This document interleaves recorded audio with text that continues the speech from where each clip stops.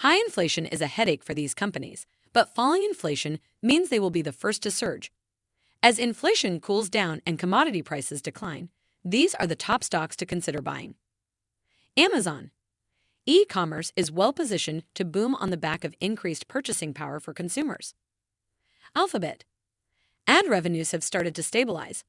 Once it turns, Alphabet stock won't lag behind. Stanley Black & Decker. Falling commodity prices and the government's infrastructure focus means more business for this company. Let's dive in. Here are the 3 stocks that will benefit most from cooling inflation. Welcome to Timely Investment Research. The United States Consumer Price Index data for February aligned with expectations, with the core reading coming in at 5.5%. The report suggests that inflation is cooling at a moderate pace, and the market is now pricing anywhere from a pause to a 25 basis point hike at the next Federal Open Market Committee meeting. In contrast, the current inflation rate at 6% does remain much higher than the Federal Reserve's long-term 2% goal. Thus, it may take some time for lagging sectors, such as shelter inflation, to bring down the overall rate gradually. The banking sector remains volatile, but various federal bailouts have effectively contained any contagion risk within regional banks. Moreover, energy prices are back to pre-pandemic levels, with the price of crude oil declining.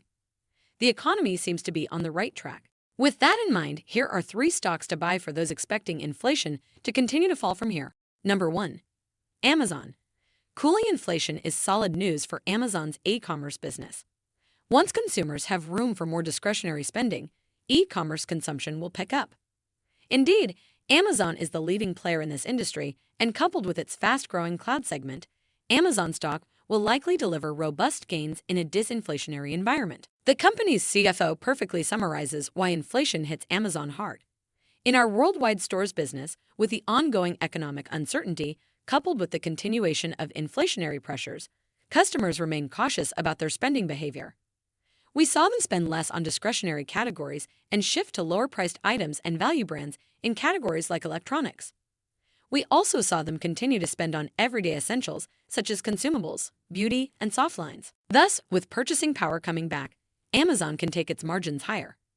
Its current stock price, at less than $95 per share, is a bargain when you consider the potential profits it will generate in a few years. Number 2.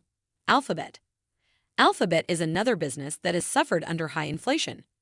Marketing is among the easiest expenses to cut back on when times are tough, and we have seen that happen over the past year.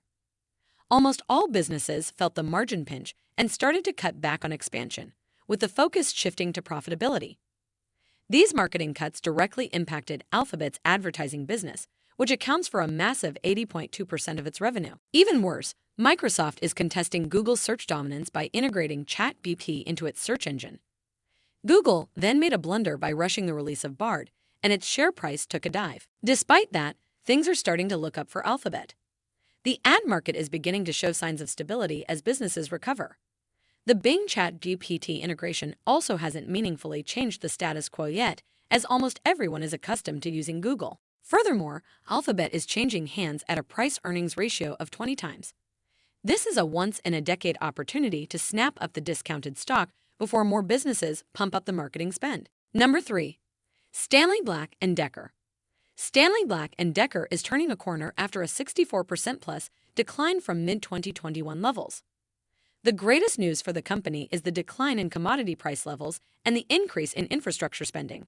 Inflation that has driven up commodity prices is a headache for the company.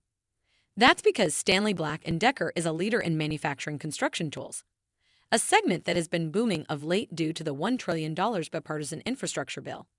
However, with high raw material prices, Stanley Black & Decker could not maximize profitability in its tools business.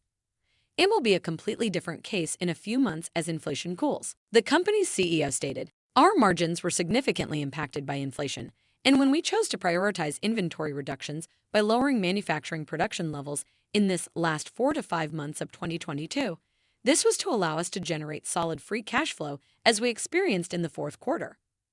These negative profitability impacts resulted in a full-year adjusted diluted earnings per share being down year-over-year to $4.62. For 2023, Stanley Black & Decker expects $500 million to $1 billion in free cash flow this year.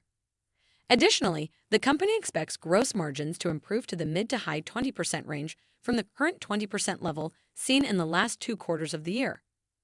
The stock has significant upside potential considering its current price-earnings ratio of nearly 12 times. Finally, it also has a 3.94% forward dividend yield with 55 consecutive years of dividend increases.